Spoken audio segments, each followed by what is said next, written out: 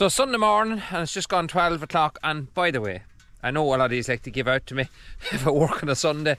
I'm not really working, well, I don't call it work, but I'm actually moving a lot of cattle here, a very simple job. I really have it set up yesterday to do this, and I just didn't get time to actually finish it. But my heifers need to be moved. I thought they would have enough grass to do until Wednesday originally, because we're testing on Wednesday coming, and then I hope to move them in here after the testing into a fresh new grass, and hopefully we're clear test then come the following Saturday. But they haven't enough grass, they need to be moved, they're roaring, they're unhappy, it's time to get them moved. So I don't want to show you too much of the cottage at the minute because we are working on it. I do have a few bits and pieces done, I don't want to spoil it for you.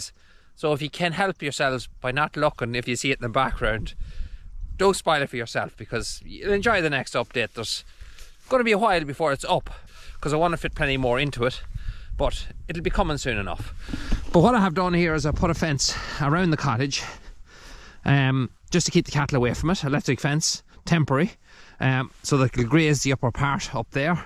And what I need to do now is just hook up a battery fence here. And I did say actually earlier on, a couple of videos back, that we will have mains fence over here very shortly. Our mains fence stops about 1,000 yards over there, and we've never actually had the mains to this bottom field and this section here. That's all run off battery, and I want to get away from that. I want to just bring our mains then over now and connect it in here, and it's going to be quite easy done. It's just I have to drive a good few posts to get the wire over to here, and then we'll put a fence around the cottage, which I'm not showing you, but we put an electric fence around the cottage, and that electric fence will be joined into this lower field here. It means you don't have to carry any batteries, you don't have to set up any fences.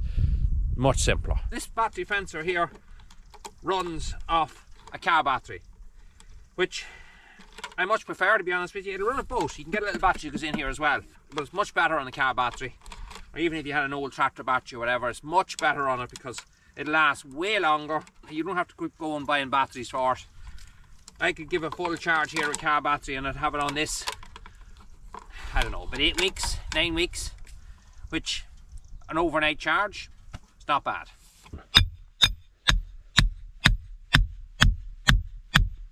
There you go.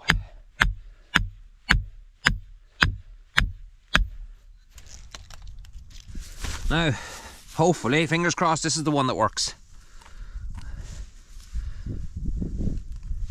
Try to keep the thing as level as possible. You'll not see the light, it's too bright, but you can hear it ticking away.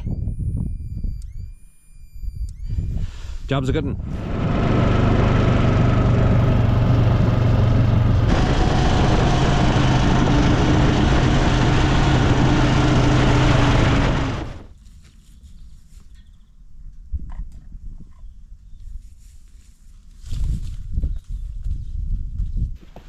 Lovely nettle, just right where I don't want it. Look where the nettle grew.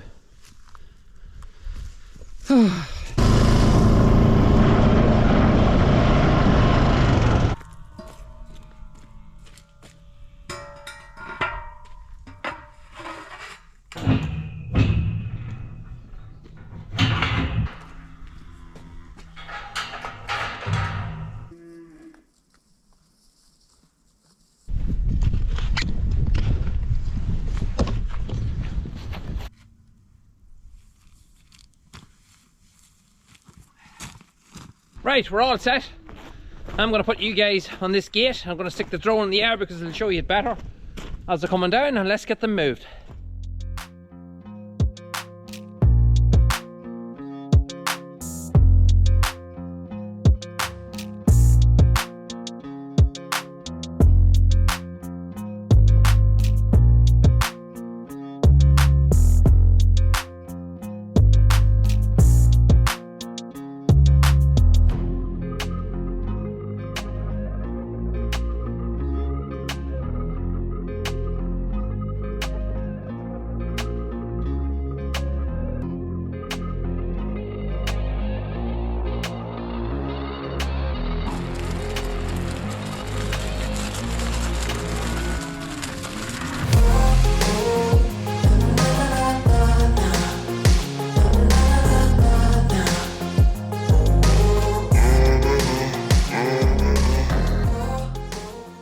Alright, so our next job.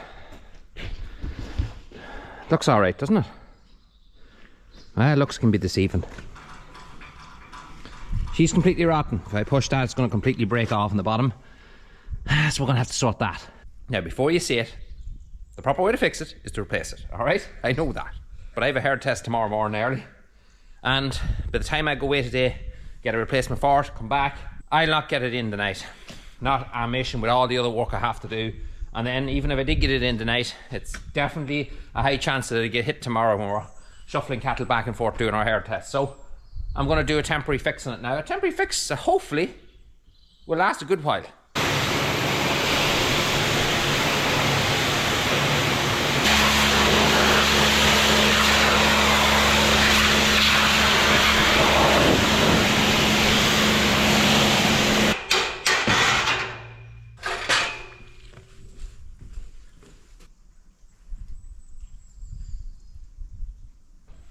The whole way across there is cracked open. Look at the daylight there. Can you see it? And same on this side. That's there, completely cracked open. The only bit that's actually holding it now is this side here, which is very, very thin. If you're ever putting girders, or we call them girders, RSJs, into the ground, I'd advise you to get galvanised ones. Yes, they're a bit more expensive, but they will last you much, much longer. Cow dung will absolutely destroy the bottom of girders. Even in that house there, built in 97, the main girders that are holding up the roof are very badly rotted at the very bottom. So it's worth galvanising. Paint isn't good enough, or unless you can get some sort of a treatment that works better than paint.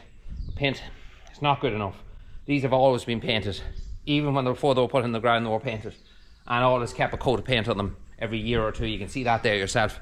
Makes no difference. It doesn't really protect them against cow dung. So the first thing I'm going to do is I'm going to try to dig around this to get down into stuff that is solid, because I know it'll be solid in the concrete. I'm pretty sure it will. This is where it goes here, just where it comes out of the ground. So that's the first thing to do. So let's get at that.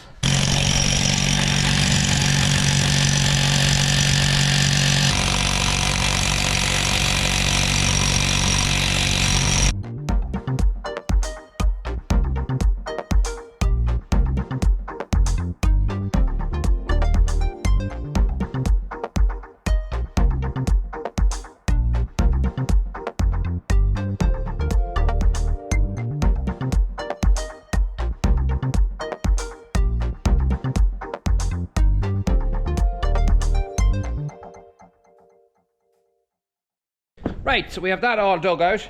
I'm after putting down a mat here, one of the old mats. I'm off the shed is about all it's good for, but he'll do that job. Now I have to wire wheel it just to clean up around the whole bottom of this so I can get a nice clean weld on it. But before I do that, I'm going to throw on one of these masks. Now, a lot of people do come on me when I'm ever angle grinding or whatever. I'm using a consaw especially, and you're dead right. Sometimes I didn't wear a mask. I know I try my best on the channel to show the things right. Don't always get things right, nobody's perfect, but I do my best if I know that I'm doing something wrong to try either fix it or do it right the next time. So I actually bought one of these here local. Don't even know what brand it is. I bought it local back about 3 months ago, and I have to say, a good investment. Now there are ones of these that are really crazy expensive, but this here is fine. It spits lovely, it's nice and comfortable, protects your eyes and your lungs because it has the proper filters built into them. The ordinary little mask I used to put on with a little filter just right on the front of it, no real good when you're working with a wire wheel or with the dust that comes off concrete, because it always gets down here. You'll always see the marks on your nose where it's been pulled down alongside your nose. So just when you see me wearing this, I haven't joined the Space Cadets. It actually is a great thing, because yes, your health is your wealth. And you guys are right. Anybody that ever said that, yes, you're absolutely right. So from now on, this is what I'll be wearing when I'm doing that kind of work.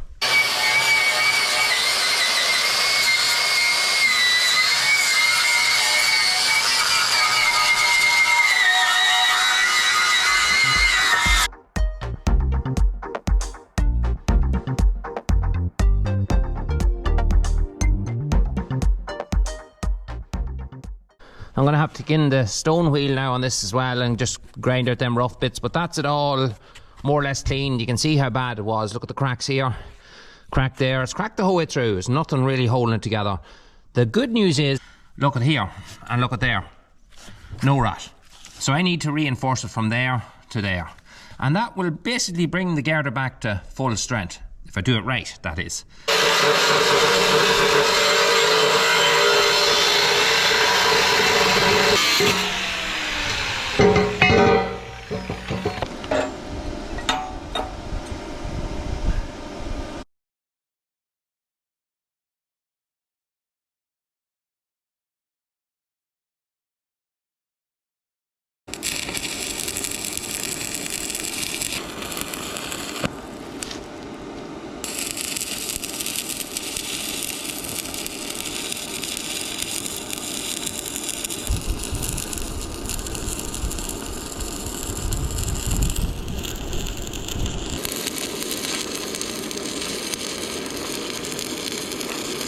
so 3 hours later, yeah. It looked a short time on the camera, but 3 hours it took to do that, so most of the whole morning. But we have it all sorted there now, and she's as strong as she'll ever be. You're going to check me welds, there you go. Not re-puddled here and there, but look, good enough. It's not the easiest stuff to weld. I didn't spend a whole pile of time cleaning it down. You could spend it, just clean it down properly and get a lovely weld on it. But you know what, for what it's doing here, it's absolutely fine. It's plated now on both sides. And the next thing I'm going to do now will be probably to knock out this concrete around it here, just to make a kind of a nice square patch around it, and then we'll put a nice strong concrete mix around, kind of raise it up to it, the sloped away from it, no water gets to kind of lay around it.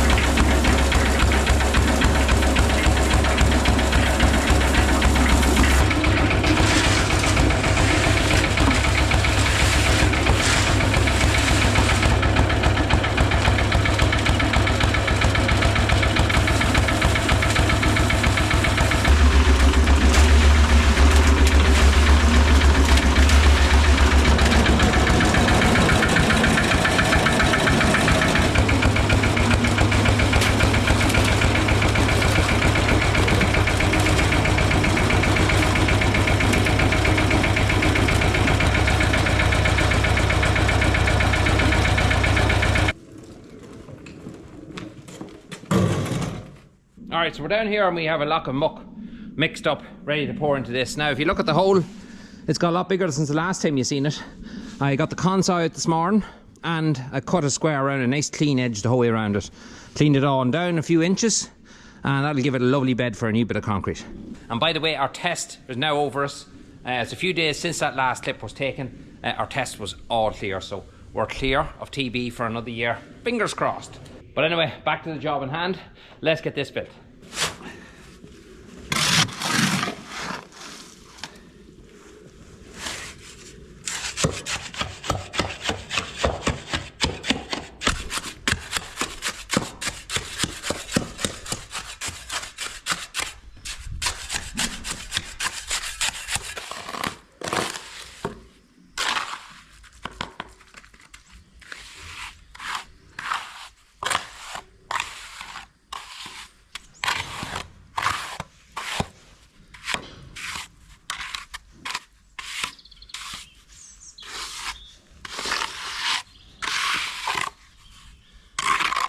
Now, you might have noticed that I left it a little bit raised than the way it was before. Well, that's on purpose, by the way.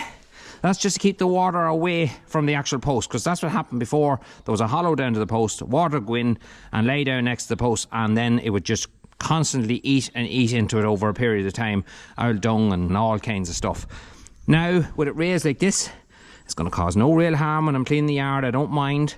It'll add a bit of strength to it as well, but it will keep the water away from the beam itself and will hopefully leave it to last a lot longer. Now this stuff here, it's a bit dusty because I was cutting with the console this morning, but this stuff here, this is actually bitumen that I painted on. I put 2 coats of that stuff on. I had some of that left over from where we used to put on the floor of our silage pit every so often. It protects the wall against the silage effluent. And I had a container of it left. It was a good few years old, but it works. I mixed it up and I painted it, the wee drop that I had left on the bottom of that pier. You'd swear that it was made for it. It was there for that purpose. And that should help it a lot. Bitumen's good stuff. It does waterproof it for a good while. And that, with the slope that's in the cement there now, should leave that job done. Now, next video you're going to see is going to be something that we mentioned quite a while ago actually on our channel. We said we were going to try a few different bale shears out. Ones that go on the front of our tractor, because currently we're using our McHale, which is here behind us, our bale splitter. And to be honest, I don't think there's anything out there that can beat it for our setup. But we are trying out a couple of different bale shears, all the ones that were kind of mentioned to us. So we have our first one sitting behind us, which will be a lot different than any of the rest of them. And it's here now, and I've been using it for the past few days. So there'll be a video on that coming up very shortly. We'll not be making a heap of videos on each one. We're not going to do that. We'll do one video on each one and just show you how it works and show you the good things and the bad things. And this one, yeah, there's a few bad things that I don't like about it already, just for my setup. But it'll hopefully, maybe if you guys are looking for one yourselves, it might help you with the decision for what might be suits your farm. But at the minute I'm trying to move away from having the splitter on the back of the tractor. I might end up still putting it on the front of the tractor because I want to leave the back of it free because we have a trailer to bring home our bales now, and I'd like to be able to do everything with the front and keep the back clear for the trailer. Just to hook on the trailer, tip over to the other farm, have the spike or whatever on the front, or the bale splitter would work brilliantly, load up our bales, come home, and then be able to do all just from the front of the tractor rather than having to ever take anything off or on apart from a trailer off the back of the tractor. So we are trying a few of those things. That's going to be coming up.